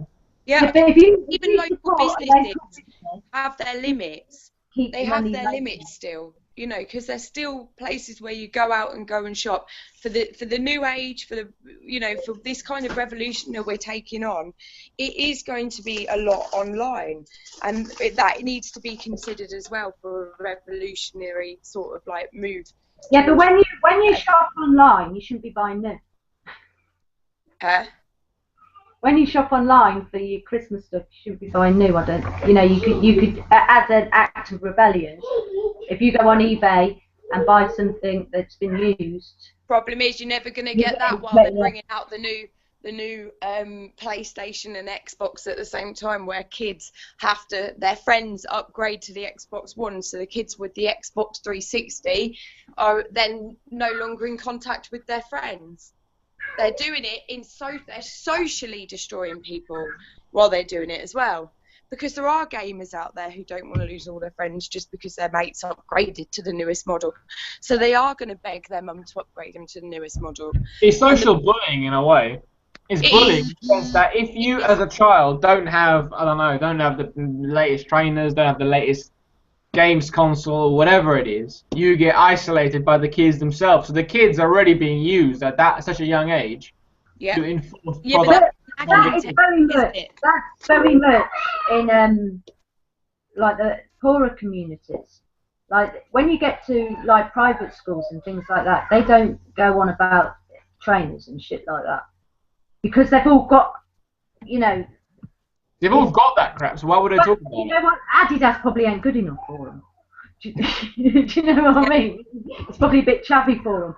But that seems to subside because it is a social conditioning that we're manipulated into on the lower end of the scale, I think. You know, because we're almost made to feel that we're not worthy if we haven't got these things. That, you know, that we're slightly less superior to some people, so by having these things it's going to make us, I think it's, you have to be able to, I guess, if you can consume, you're fine. If you can't consume because you're poor, you have to appear as though you can consume to fit into society. If you don't appear to fit in because you can't consume, like a homeless person, you're ostracised by society. That's our problem, man. Us activists running around going, we're poor, you bastard. We got big signs saying it. That's where we're going wrong then. Yeah. But to fit into society, you have to appear like you have. You know. Have something, yeah. It used to be that you. Well, I guess even. Well, I don't know. It used to be that if people would ask what you did for a living. You know, what do you do for a living? And if you said you were a doctor or a teacher, you got a bit more respect. But nowadays, questions will be like, what car do you drive? Where do you live? You know, things like that. Money is what's getting you that. Those are status symbols. Yeah. Society's become very, very simple now. It's all about what's in your bank account. Doesn't matter what job you do. Doesn't matter all that kind of stuff that used to exist. Doesn't matter. It's all just boiled down to one simple factor, and that is money. But that worked it well to get it to that point. Huh? They had to do it that way. They had to do it to slowly get the Joneses to, you know, fight against each other. They had to slowly do it. No, really, it's not about keeping up with the Joneses. When you're at the lower end of the scale, if you don't appear to be able to consume, you will be ostracized. You will be alienated from society to a certain extent, like on benefit streets, the way people look down their nose at people on benefits and things like that. You have to appear to fit into society, to fit in at the schools, to not have social services knocking on your door, and all those sort of things. It's a simple fact of can you consume and buy in to the bullshit that you're peddled from an early age. How much have you been in? That's the difference with activism. I can openly turn around and say, you can kiss my ass if I am working to pay tax to them morons on a minimum wage. No. And that's what many activists are turning around and saying, no. Until I can do the job that I want to do, until I can support the grandfather that's, you know, dying in hospital somewhere, until I can support my family on a wage, I will not take no fucking job. And everyone should do that. Everyone should say, no, I am not accepting tax credits. I will accept this job if that company can afford to pay for my family and my upkeep. And then corporations would lose out. There should never be a reason why a giant corporation needs backing from tax credits that are paid from us back to us. What? It just doesn't make it. It's like, I remember seeing the thing about Walmart. You know, Walmart, I think, costs the US government billions every year on food stamps because they don't pay their employees enough. Yeah. Now, we have the same sort of thing over here. It's just that that's tax rate instead of food stamps. But in essence, it's the same thing. But it's not going to be soon when they've got that new bloody credit card. And you know, can I just say that if you earn like say £250 a week as a single parent going out to work, you would get tax credits, right? You could be working full time and get tax credits. Yeah. If you have to have a card to spend your tax credits, how degrading is that going to be as a full-time worker? Not only that, having to go into a shop and say, you know, and only being able to buy certain things. Why, if I'm working, can I not buy what I want with it? Hold on, let me give you a new one. I don't know if you guys are up on this one. The CSA. So this universal credit thing is most likely going to incorporate what your child's fathers are owing you as well. So whereas the CSA wasn't involved before, so it was up to the father if they paid, or you'd get the CSA involved, blah blah blah, it was out. Your maintenance never come upon. They are literally taking every penny, putting it into a universe. The CSA would take taken over now. I've just got the letter yesterday. Yeah, I'm just saying that the CSA would pursue fathers if you claimed benefits, unless you had a domestic violence reason to not give the father's details. You will, because that was, well, and they had to fight for that, because when that first came in, they were saying that you had to give the father's details, and they would pursue if you were claiming benefits, not like tax credits, but like if you was claiming income support or job seekers, that they would go after the father for whatever a week.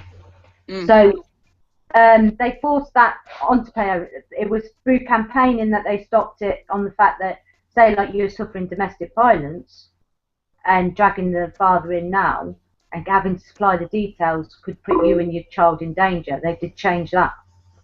But they've overstretched on the, you know, dragging in parents, because I think that to a certain extent it should be mutual decision. Yes, they have, you know, father to child or whatever, but if as a mother, say you say, I'll have him 3 days a week, you have him 4 days a week, you know, so you're splitting care, why should the father have to pay maintenance? That's a load of crap, right? Do you know what? Right, my ex, right, I don't mean to bring this into personal, I give up a long time ago even bothering asking for I was like, I was just like, no, just don't bother, just don't. And he used to physically ring them up and tell them that he'd like have the kids like for 5 days a week, and then they'd stop my money, and then I'd ring them up and I'd be like, what's going on? Why are you stopping money? They're like, well, so and so has said that he has the kids on these days. And I'm like, no. So they change it back, right? And then before the end of the month, he'd ring again, right, to say that he didn't have him, and I got no money in the end. got no money because he by that time he'd moved and then changed his job, changed his whole thing. It was just crazy. I was like, I can't be dealing with this. It's just like, it's crazy. It's pointless. And they still take their percentage. So now I actually owe them money. That is with money. You will never get money out of those money. My ex, I tried to get. He never paid. He had an attachment to his earnings. He was that badly at paying. Yeah, mine did. An attachment You used to ring his him. earnings. But he worked for his mum and dad's company, so they just wouldn't pay me. And they'd wait right to the last moment when the bailiffs were there and everything, and then they'd pay it. So I was getting money like every 3 months or something like that, right at the last minute. And they would lie about how much he was earning. They're fucking Tories. And like that. And I'm thinking, at the end of the day, this is your grandchildren and your children that you're,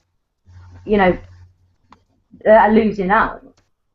But the whole CS, and then they were like, with the CSA, that you were going to have to pay for the service. And I was thinking, well, I don't get it half the time. I ain't risking having to pay for it. They call it drip feeding.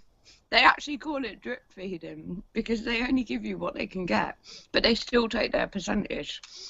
It's really bad. It's so bad. I was like, no, do you know what? I don't want any money. You're actually a headache. I'd rather get rid of you that's than what I said in the end. get like every 6 months. No. But I mean, what do they? I mean, how do they? So they try and hunt down the money from the partner's side. The dad can claim he's not working. He can claim he's moved, and that he can move. His employer, if he works for a family member or a business that knows him or his boss is really good, can turn around and write the CSA. They can give him money as an overtime separate from what he's on, and only declare the normal wage to the extracting of earnings. People go. They can ring up and change. They can ring up and change the agreement at any time they want to, and that stands. But you can also ring up and change that agreement, so it can be like a little tennis racket game of you're not getting no money, but we're going to take like the phone call money that it costs you to ring us, and then we're going to tell you, I'm really sorry, it's really unfortunate, we can only pass on to you what we get ourselves. It's like, hang on, you're saying you've got an extractment of earnings, you're telling me that fucker's not living on anything for like 3-4 months? Really? It's like, no, crazy, it's crazy. Don't go near the CSA. And the touch it, barge pole. It's pointless. The problem my ex had with their employer was that they had a payroll. They were a private school, and the woman doing the accounts, she didn't know the ins and outs of it, so she was just doing her job as she was told. But she was actually breaking the law, and if it had gone to, been pushed away, gone back to court, she would have faced prosecution for failing to keep attachment to earnings. Yeah. Failing to pay it. So, they were actually putting their employees at risk. Yeah. Prosecution. Oh, yeah, my ex was. He worked for his brother. Right, family. Okay, fair enough. Yeah. But you see, I mean, what's it called? My parents are also divorced. Split up, whatever you want to call it, and I mean, during their divorce, I was, just coming into teenage years, and it was like a episode of the Borgias in regards to what they were doing. Because my dad was pretending, for example, not to live here. He had an address in Italy. Then my mum took him to court in Italy. He then moved to Russia, and he would funnel his money from England to Italy to Russia and back to him, so that the English lawyers would then have to translate everything from English to Italian, from Italian to Russian, from Russian back to English. So it cost my mum 3 times as much to get anything. Exactly. And then he wouldn't pay anything. And then, obviously, when the court date came up, a week before the court date came up, he would then hand my mum a check. So then when the court comes up, it's like, well, what's the problem? Because he's paid you. They don't care that he's waited that long or that it just seems ridiculous. For them, it's like, well, you've paid, so it doesn't make any difference. Everything's fine now. But, it was just madness. But all of that shit was The money's like, how much hassle would be removed from life just with that removal of one thing? How many fights would end and squabbles over, if money wasn't an issue? Yeah. I mean, most people wouldn't, that just wouldn't, it just wouldn't even take part. None of those arguments would be just, okay, don't like it, that's the end of that. Done. Listen, I think mental health would increase. How many people have gone into mental asylums because they cracked under the pressure of money? Because they couldn't feed their families and whatnot, and they just went nuts over it because they couldn't take care of their child. Well, look at like somebody with autism. That maybe have a talent in a different area that they could be able to develop and just have all the pressures, social pressures, lifted off them. I think that there's no end of ways that health-wise, all the stress would be gone. Mm. Did you see? I can't remember where it was. There was some place in England where the two policemen chased that man with autism. He was putting out his bins at night, and these two officers, their camera picked it up, and I think they're under investigation in court for it now. They basically chased him down, and like one of them got out, ran after him, and roughed him up a bit. Just for fun. They said they just did it for fun. And they're still police officers, I presume. They're in court at the moment. It was in the paper today. They'll get away with it. They will. I mean, look at Ferguson. Mm. Oh my God! I can't believe the guy got let off. That little boy. They're not going to prosecute. Did you see that? that? The little boy that got shot for the BB gun. Have you watched the video? Did you see how long that copper gave it getting out of the car before he shot that child? No, I haven't seen the video. You're talking a second or two. Mm. That child didn't stand a chance. And why do they have tasers and shit like that? Well, we were interviewing somebody in Ferguson, and the US police aren't trained to use. They are trained to use guns first. Like in Britain, we give a lot of flack to our police force, but when they're trained, they're initially trained to use everything else. Batons to tasers to whatever. Except the execution of Mark Duggan. That didn't quite go down right. Well, I mean, that was the point, but you're always going to get that in a police force. But the point of, at least the training-wise, they're trained originally to shoot to wound. Like those two guys, for example, that beheaded the soldier in East London, in Tooting, I think it was. I can't remember where it was exactly. And the policeman came in, shot the guy in the leg, shot the guy in the arm that was holding the machete, and they were then recovered in hospital fine. Yeah. In America, on the other hand, they're basically, to put it very bluntly, they give them a gun and say, whenever someone comes at you, shoot to kill. That's what they're trained for. They're trained to shoot to kill. They don't care about anything else. But look at other things in America. How brutal they are. Like even just hand in hand beatings that they give to people, and they seem to get away with. Them all sorts. And when you allow a force to have that much power, they are always going to behave like that. If you allow them to behave like that, they think that that's how you do. Look at Iceland. The police aren't armed in Iceland. No, they have a Twitter, like they have an Instagram account, and they do like really cute and cuddly. The Icelandic police. Yeah. The police are absolutely fantastic, and it's like, why can't all police be like that?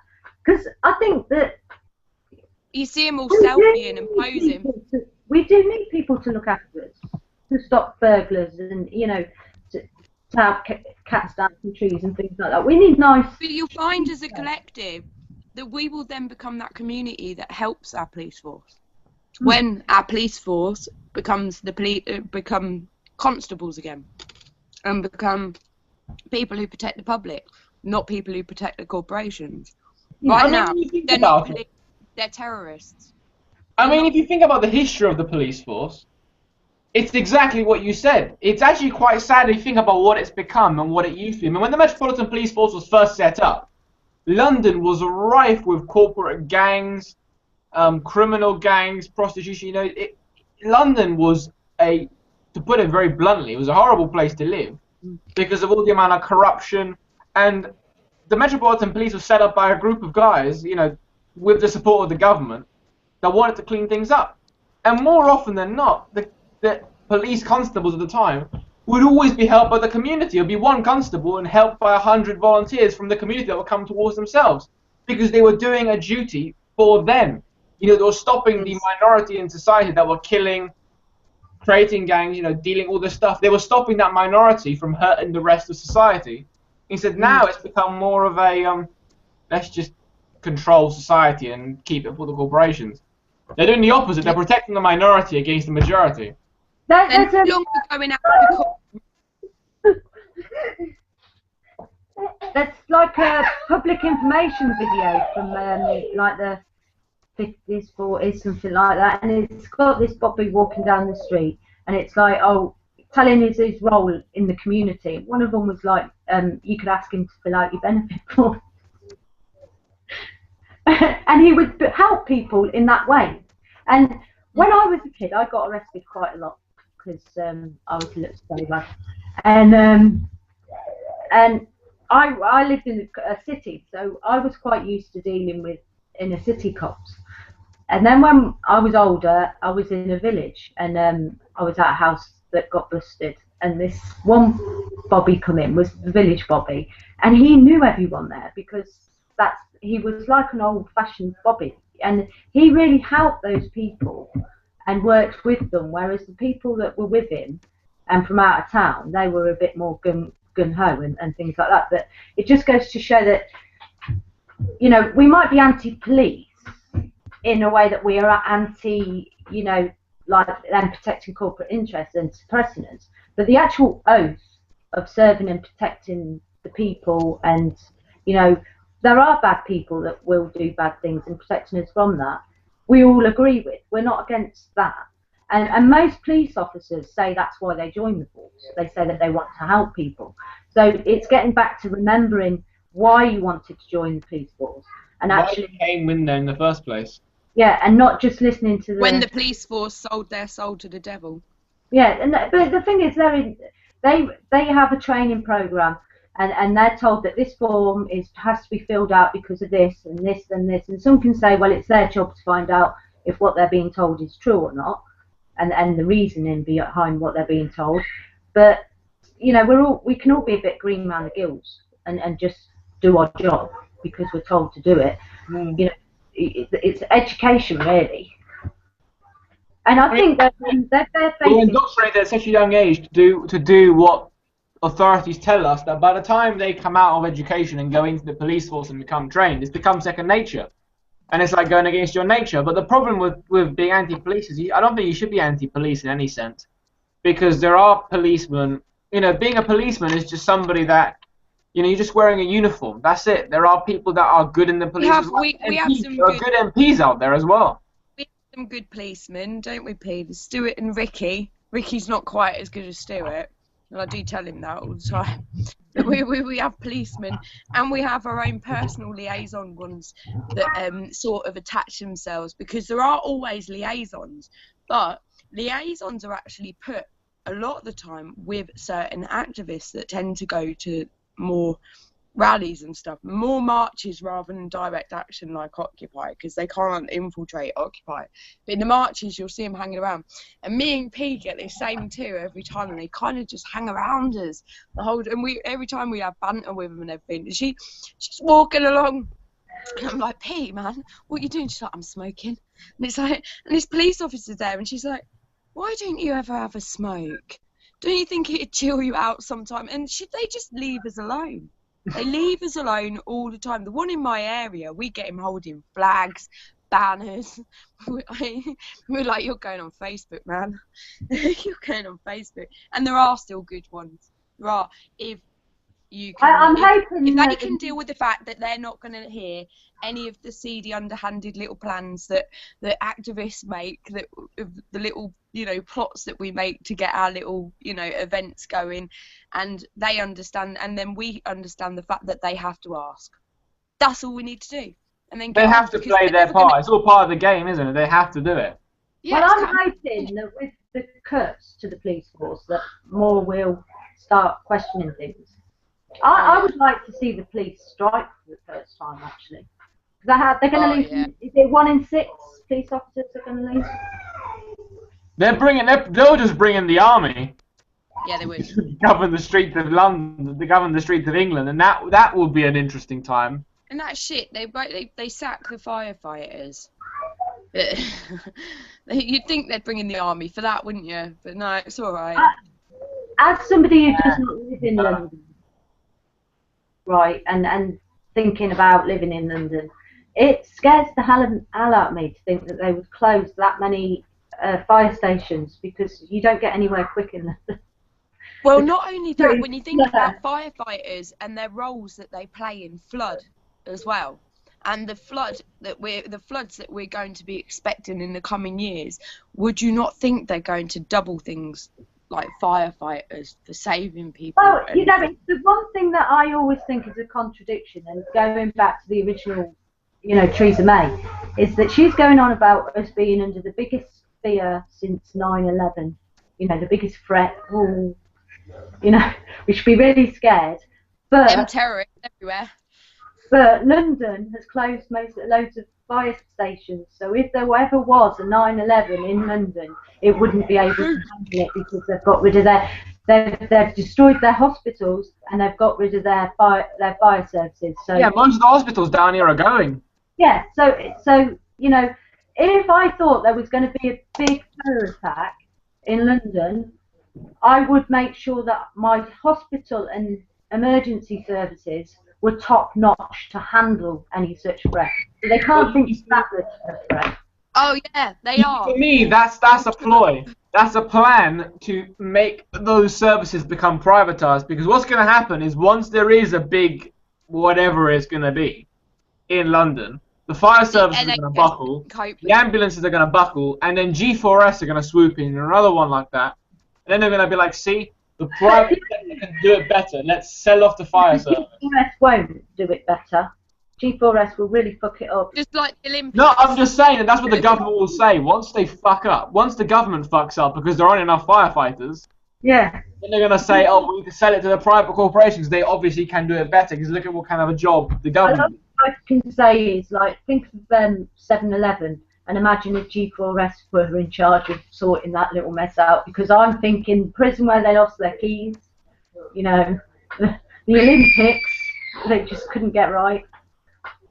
They only half the people they needed for the Olympics.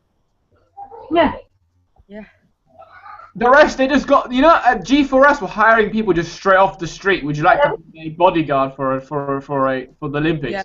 Would you Yeah, like my mate was one of them. They're having loads of illegal immigrants, didn't they? Yeah. My mate was one of them, and I would not want him to be in any.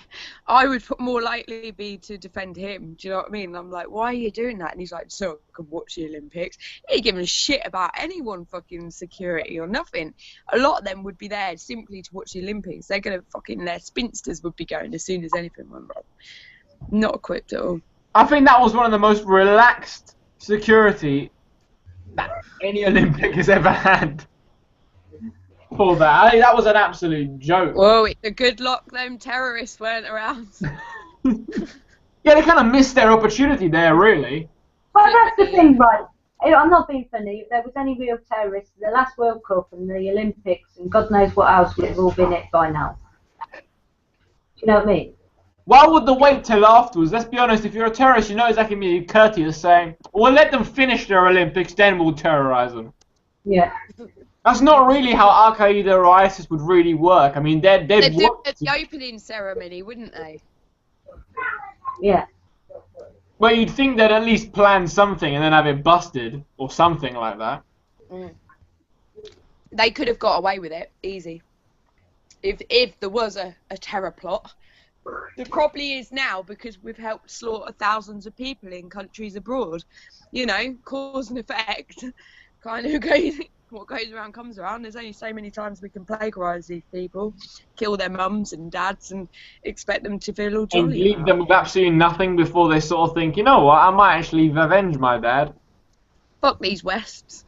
We're gonna. it's just going to happen, man. It's going to happen, and they've pushed it so it's further. So now, you know, you've got a lot of young people that they want change, and it's still a lot of them. Look at the lad we're talking to, Marwan. He's amazing. He goes around collecting like medicines, helping people. Not a bad thing comes out of his mouth. Watching all the death and devastation, he goes and helps in the orphanages. Nothing. Even they have a higher conscience where they're like, no, it's we're not going to fight bad with bad. We're not going to fight bad with bad. So they can sit there and tell me all they want about these fucking terrorists abroad and shit like that, but I still want to see one without the snapshot background that's been edited from an episode of some Muslim program that was made years and years and years ago. Turkey soap. It wasn't made. Oh, it was a turkey soap. It was a turkey soap, and it wasn't that. I'd love to see these terrorists in action to a point it where was it this wasn't. year. Yeah, it's a religious bloody civil war. For God's sake, it's a religious civil war, and they've been doing it for bloody years. Leave us alone. Leave them alone. Let us start trying to build things without trying to, you know, if they could allow the West to involve themselves with the Middle East and the Middle East to involve themselves with the West, I reckon we could come to some form of, you know, because, you know, we don't want that. Go back to the 70s. We don't want that because we've created all of this. If you go back to the 70s, you know, there wasn't this vast difference between Afghanistan and England and America. We can help them rebuild. We could get jobs over there if they just stop doing what they're doing. Do you know what I mean? I would go for a job over there if I had the opportunity and there was no war. But I mean, go and help. This is all our fault over there. I mean, you know, we've destabilized the Middle East. I mean, the Middle East has been progressing before. You know, they're the ones that originally gave us maths, you know, all these kind of things. But we have destabilized that region. When we want to keep it destabilized, the reason why we paid, you know, Al Qaeda and ISIS, for example, wasn't just to fight, you know, Syria and the USSR respectively, but was because if we give them a force as negative as ISIS and we unleash it in that territory, we know that is going to create massive amounts of instability. And what then we have to do is just go over there, protect the oil fields, and we've got basically free oil because the government isn't organised enough, doesn't control the regions. Oil smack. And you've got a focal point to your society, your country towards as blame. You know, like England can say, oh, it's because of this that's going on over there and because of the Muslims, and it gives a focal point of hate away from the central government, which is actually causing all the problems, like we were saying. It pisses me right off because even the Muslims over in this country, a lot of them don't like to get involved in it. They're scared. They don't want to be targeted or, you know, and a lot of them are misinformed on what's going on. So it's loads of bullshit. They're trying to get Sharia law over here. They're trying to do this. And that government's lying again, isn't it? It's always lying. Lies, lies, lies. Till it comes out. Same old rubbish, the Daily Mail style stuff. Yeah, yeah. But the thing is, that people have to wake up to the fact that we can't have that much of an opinion on it unless we've read all their holy books, unless we've read all their laws, their Sharia laws and things like that, and put them all into context. Because there are places that believe in Sharia law, but they don't believe in, like, beheadings and things like that. They believe in it in, you know, like, the more moral ways. I take it that's not Saudi then? No. Well, and we're not doing anything about Saudi Arabia doing all their beheadings, are we? How many are they doing a year? You know, that's all right. That's all right. That state shouldn't exist in the 21st century. That state shouldn't even exist. The fact that one family owns an entire country, which owns most of the oil in the world, is just weird. Yeah, but they don't. They own most of the oil in the world, but it's not their oil, is it? Because they're piss poor. They ain't got like no oil. No. The family owns the country that owns the most oil in the world. So it's that family that is amazingly wealthy, and then everybody else just happens to be in that desert. Yeah, if people in Saudi realised how much oil Saudi has left, It'd go to pot. It'd go to pot. The civilized. It would become. There'd be a revolution in Saudi Arabia. It's If not. people really stopped, if like something happened tomorrow and the whole world knew that this was our one life and there was nothing else after this one life. Oh, you'd get a lot of pissed off people, but you'd also get a lot of suicides, wouldn't you? Like, you've got to 70 and you spent your whole life, like, doing what you're doing, and then you realise it's all shit. Yeah, but how many people would have a burden lifted off them to live their one life as they would if they really believed that this was their one life? Yeah, I also believe there's going to need to be a lot of therapy going on when people start. I mean, Africa would go nuts. Imagine all those people that work for $1 a day, believing that they're going to be rewarded in heaven. They've got therapy for boy bands that split up now. Can you imagine how people are going to take this shit? I think that there is more to life and that we will go on to better things. But what I'm saying is, as somebody, you know, because I had operations for, like, I had part of my cervix removed a couple of years ago, and I was facing my own mortality. I was, you know, something I thought about is that everything in, you know, if this is, we all believe that there's something else, and we let a lot of things in life go by because we believe that maybe there'd be something better. But even to the point of working a day job, would you still do it if you really knew that this was your one life? I don't, you know, this isn't what we want from our lives. I think on a religious aspect, a lot of people know that a lot of people don't believe in anything that happens after now anyway. But I think from a religious aspect, say like the Middle East, or I think Catholics would be a bit pissed off. I think if you've spent quite a lot of your life flogging your own back with a whip and cat and tails, you might get slightly pissed off. There's going to be a lot of shit when, you know, it's not going to go down like a feather, it's more like a lead. I think a lot of people do believe that there is a heaven and a hell, because there's no way in hell most of the third world would work in those factories and not stand up for them, you know, and not protest and not go out there and do something about it or kill themselves. At the moment, they're doing they're working because they think they're going to be rewarded in heaven.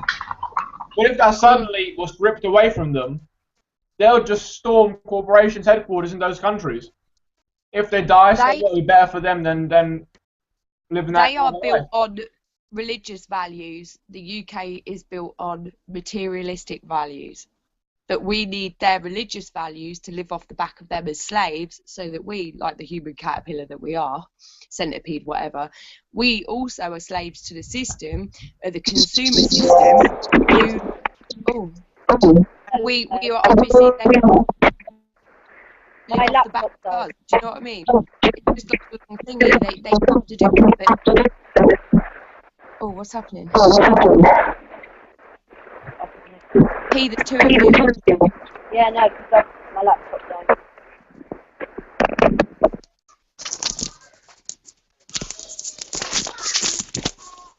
Sorry, you were saying?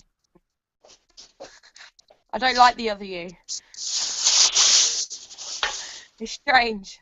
No, I'm just the way that the dehumanisation of these people is only, like you said, it only stands on the values that they hold, which are religious values. Like you said, if they didn't think there was something better in the next and they weren't working hard for something, we couldn't suck the life out of them to make t-shirts for 50p every 5 seconds. Do you know what I mean? It's like, right, you've got to make 50 of these and you only get a penny for it. A penny.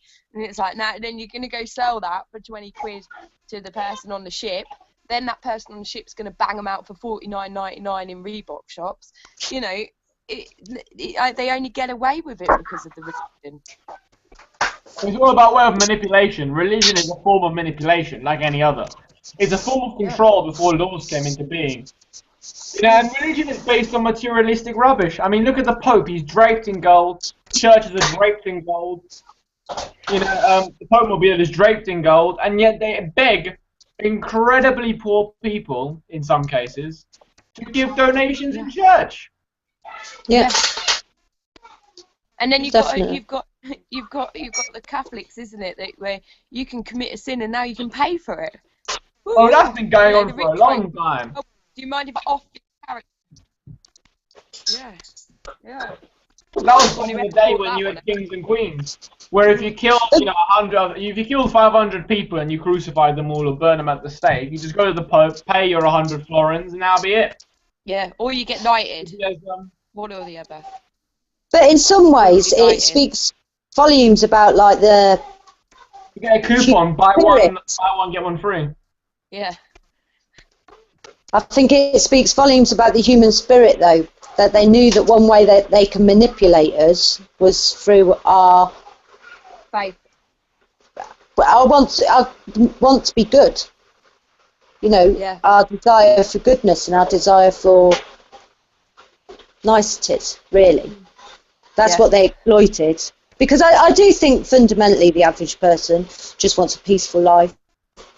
Yeah, Wants, you know, to fall in love, have a family. You're obviously going to have the laws, like, you know, to stop perverts like in Parliament, you know, child abusers and that, which they're those, as soon as I hear the word child abuse, it's like Westminster, BBC.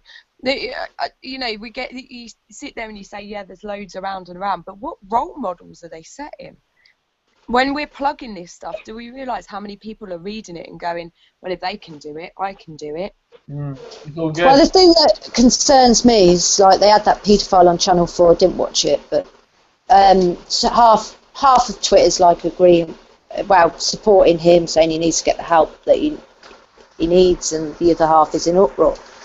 You know, it's obviously a very delicate subject, but I have a feeling at the moment that there are a lot of news stories and a lot of things going about trying to change the public perception of paedophiles, and it's right at this time when they're having inquiries into paedophiles in Westminster, and it stinks of manipulation to make it more acceptable. In fact, they even had a seminar that said that being a paedophile was perfectly natural for male. Most men fancy. There's paedophile information exchange as well. This seminar, partially involved in. Yeah, this seminar he went to, but I don't know if he organised it, but it was only in June or July of this year. So, you know, this isn't old things from the 70s. This is thoughts that are going around now. And I can't help but think in some ways I just want to whitewash it and make people try and think that being a paedophile is perfectly normal and they need help. Would get away with it. I mean, the fact is that, you know, the thing about paedophilia is that you've got people in society that fancy people that are older than them, you know, 5, 10 years, whatever. You know, both men and women. That's considered fine and okay because the older person can consent to that kind of stuff because obviously they're adults, they feel those kind of urges as well and whatever. The trouble with pedophiles is that they find a natural attraction to people that are, you know, children that are younger than them, sometimes a lot younger. Is in nature, it seems to be something that happens to certain people, men and women, doesn't matter what gender. Yeah. But the point is, it happens to them, like it happens to people that fancy people that are older. The problem with the younger one is that young people, children, can't consent to that because they haven't developed those thoughts yet at all. They just don't think like that. So they can't possibly give any sort of consent whatsoever. So even though pedophiles are technically, those urges for them are natural because they are born with those, they are something that can't exist in society because who's more important, them or the future generation of this planet? Of course, the future generation of this planet. You've got to look at it a little bit like that. Do you necessarily think that paedophiles are born paedophiles? I mean, I think that people can be objectified and see. I think paedophiles is more like a power thing than a sexual thing. You have disabled paedophiles. You have paralysed paedophiles that couldn't even have sex. It's about power and control over a people. And to a certain extent, if you think if it's rife in Parliament and things like that, that maybe, you know, when you've got money, you maybe test the boundaries of what you can get away with a lot more. I would say yes But I also think there are people that, I mean, it's a bit of a mixture. It's a bit of a mixture, you know. I think there is a bit of that, obviously, because young, vulnerable, that kind of thing. That's what they kind of prey on, a lot of people.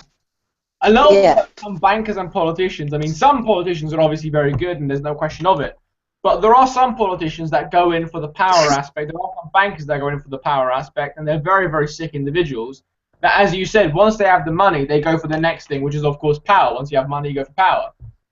And the biggest power you can have is power over somebody else in such an intimate way, which is probably why they often end up doing stupid things like that with their interns and various other things, because it's a power thing.